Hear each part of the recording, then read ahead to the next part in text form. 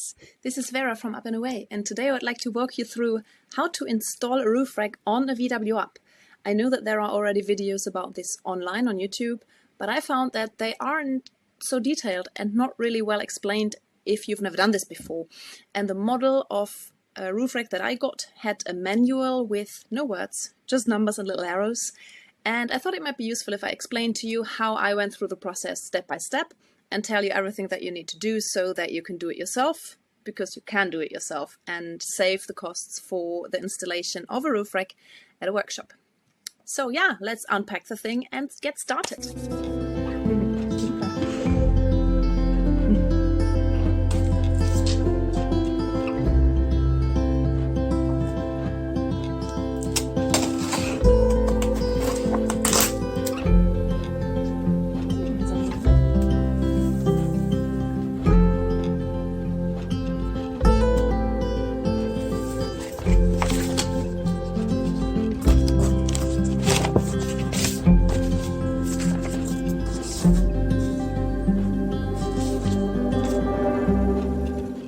Installing the Minabo 3 time on the move roof rack, and I'm not sponsored, it's just the one that I got.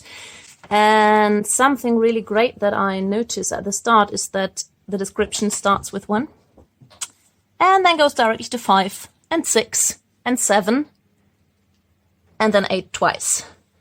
So, am I the only one finding this a slight bit confusing? Oh, I love instructions without any words. I do see the use of it being international, but yeah, I guess a lot of looking at different things I'll have to do. Comparing of parts and the numbers and getting everything right. So let's unpack and go downstairs and see how that'll work. This is a box of mysterious parts that I'll unpack a bit later. These are more parts, but all in all, it doesn't seem like too many parts. So I will take all of them downstairs now, probably in a canvas bag, and then set up outside. Try to find shade under a tree for doing that, and let's go. So as I told you before, the manual for this is somewhat confusing. It starts with the 1 and then it goes to a 5. Turns out there's a second paper that has a very different layout, so I didn't see first. And that has a 2, 3, and 4, which is quite useful, I think. Now, there are a number of numbers that we need to know in order to install the roof racks. So, the first thing you want to do is take these 2 tables. Well, they look like 4, but it's actually just 2, and they continue. And you go through them and you find your build. So I am driving a Volkswagen Up with 5 doors. Well, there's only one model yet. So I'm going to need, and my brain works in centimeters, so I'm going to need these 2 numbers. And it indicates here where you need the numbers. So this is the distance from this middle car part that I don't know the name of, between the doors, and the distance that you're going to need for installing it. So in the front, I'm going to need A1, which for my build, Volkswagen Up 5 doors, is 25. So just to help myself and not go back to the table each time, I just put a 25 here. And then A2, in my case, it's 48. And I just put this here, so if I'm downstairs later, I don't have to crawl back into this table. And the same thing is what we need here. So we have this part 9A, which looks similar to 9B, but we want 9A. And what we apparently want to do is we want to cut it in 2. And what we want to do is we want to cut off a certain amount of centimeters on each part. And again, we need to go back into the table, and to make things even easier, my model is on the opposite side. So again, here we have the Volkswagen Up, 5 doors, model year, and I think it's called D1 here, is 4.7. So flippity flip, D1 it is. And here we see D1 in the front is 4.7. So here we want to cut off 4.7 centimeters of this part. And then, I'm not going to flip it again, but D2 is 4.4 centimeters. So, and I noted these numbers down here as well, so I can, you know, flip less. So this is the preparation that you want to do. And then also I looked at the rest of the manual, which has no words, but okay, I think then you level properly the roof rack. You screw it on a little bit. And then I thought about this one for a while. 1, 3, 5, 7, 2, what is this? 25%, no idea. What I think it is that you go back and forth between the both sides. And first you pull this instrument that you get a special tool for pulling.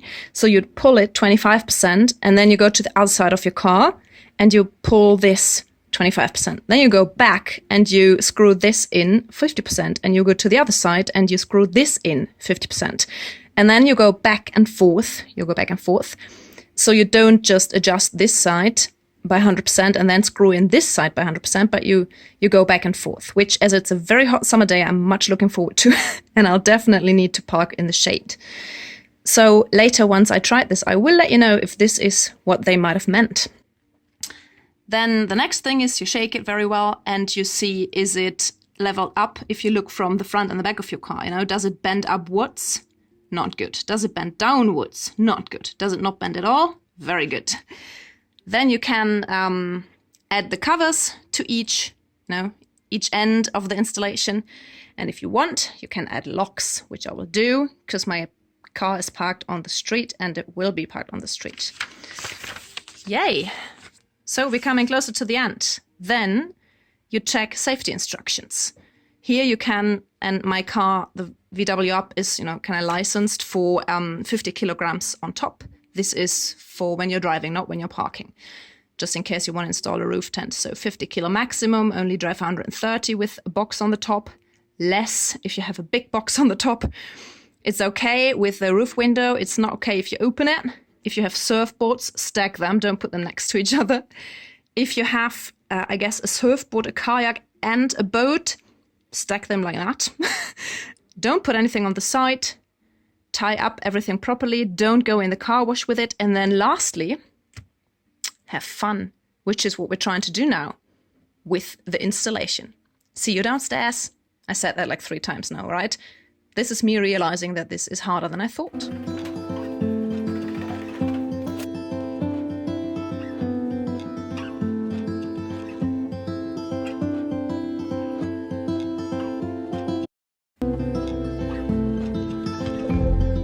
Okay, so the first thing we're doing is we're going to cut the spacers so that they fit into the model of car that we have.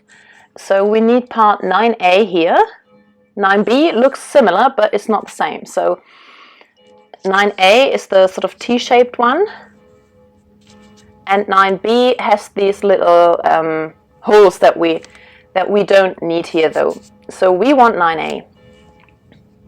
Just gonna take this, put this to the side. No need for now. Right, and what we want to do is take all 4 of them and cut them at a specific length. Right, for that we need scissors obviously, and we cut off the length that we have identified earlier. Right, we don't need to measure because it has like a ruler on the rubber part, which is quite handy. So here we take our scissors and just cut off for the front the right length, which was 4/7, and now for the back parts we cut off 4/4.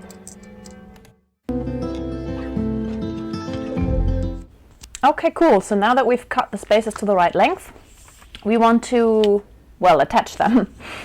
So we need to make sure that we put the front ones in the front, and the front rack is the one that has the label Metabo on it, right? So I just put a sticky there so that I can distinguish. So the have fun one is the front and the other one is the back. And now of course you want to use the front ones for the front and the back ones for the back because they have different lengths. Cool. So now we want to push the shorter end that we cut off. We want to push that in place, and we want to do that 4 times, of course, for each rack. Right, so we want to move this essentially all the way up to the end here. Now I've done that with the first part. You just fiddle that in, kinda. And then you just do that for all the rest as well. So look, you just shove that in here and it fits just so. Right. Okay. And then just push it through to the end. Very good. And do that as well for the rest.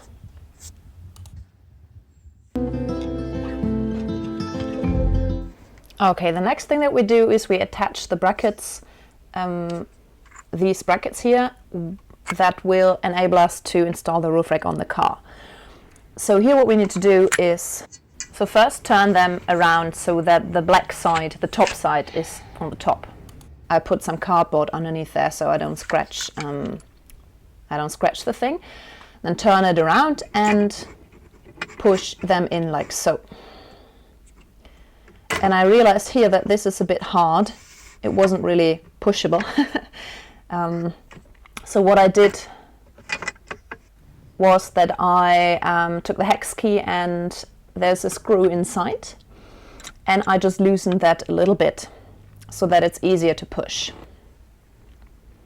So that I could then push this all the way through until it hits the spacer.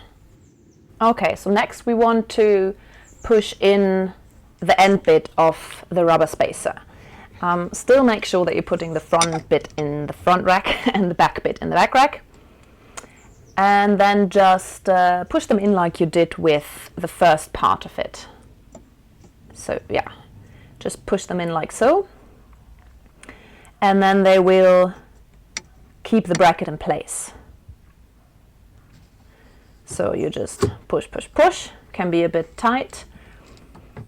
And then if you did the cutting right, you will see that it fits precisely with these little angles here. Perfect. Okay, so now we do this for the rest of everything. Sweet. So now the racks are attached to the brackets, or vice versa. And next we want to insert the rubber profile into the racks, which looks like this. And then also the rubber protectors on which the rack will sit on the rooftop of the car.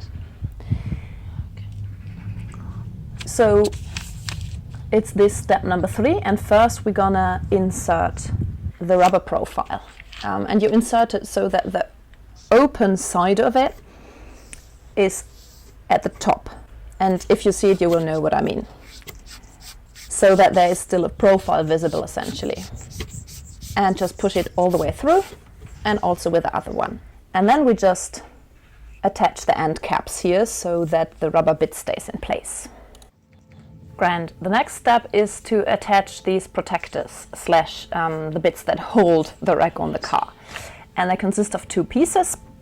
The first piece of which you click in to this bracket, like so. So essentially you just put it in place and then shove it in from the bottom until it clicks. So, and make sure that it can still move. You know, if it can still move a little bit, then it's in the right place. And then secondly, you just put the lid on, so to say. So these rubber covers here.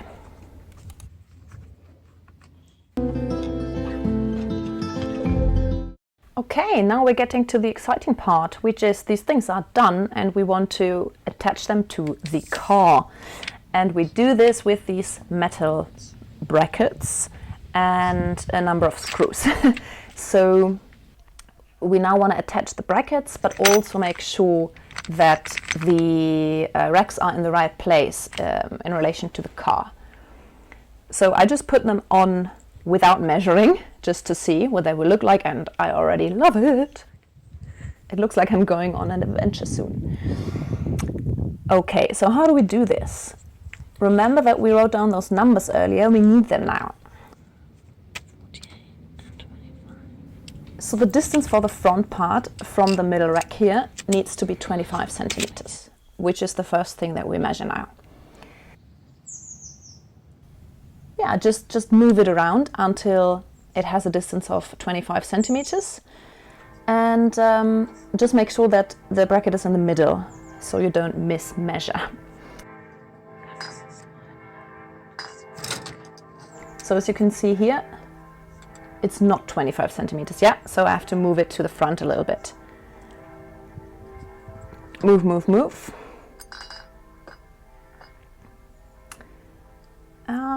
Now maybe a little bit too much.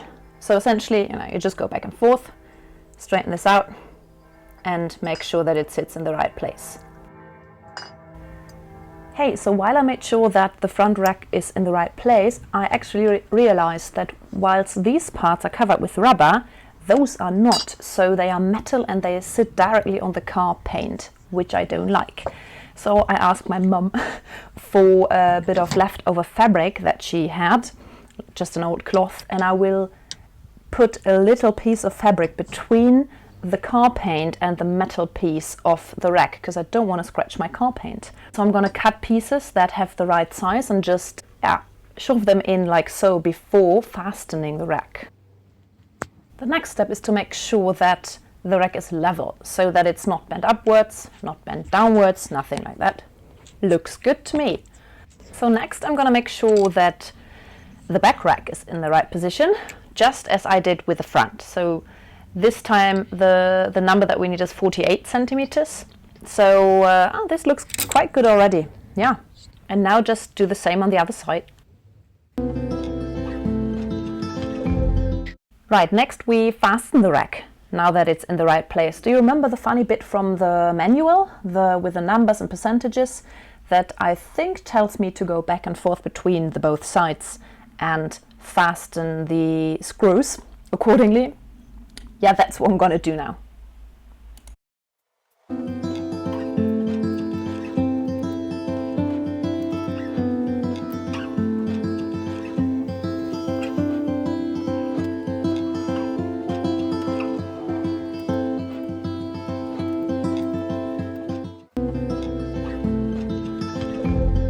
Okay, so now the last thing that we do is we attach the end caps, so to close off the installation, so to say.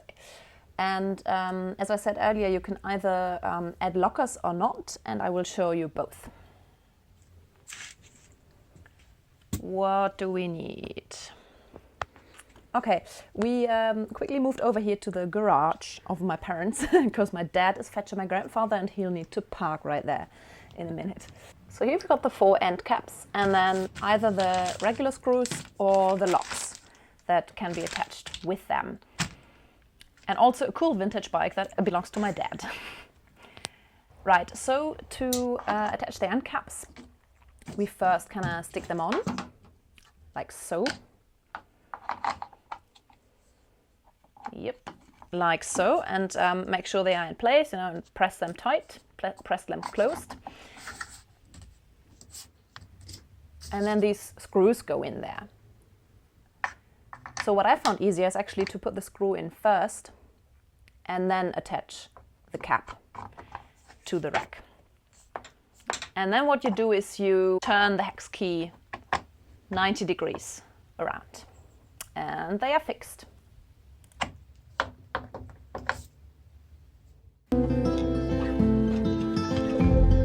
As I said, the other option is to install a lock instead of the screw that we had installed in the first version, right? So this essentially works the same. You just stick this in so that it's upright and you just lock the lock.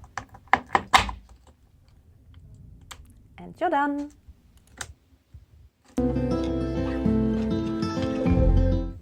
Right, so now the last task is to admire your work. I think this looks good. It's properly installed, it's neat and tight, and now it can serve all kinds of purposes, like carrying a roof tent that can go on a VW up. All the best with your own installation.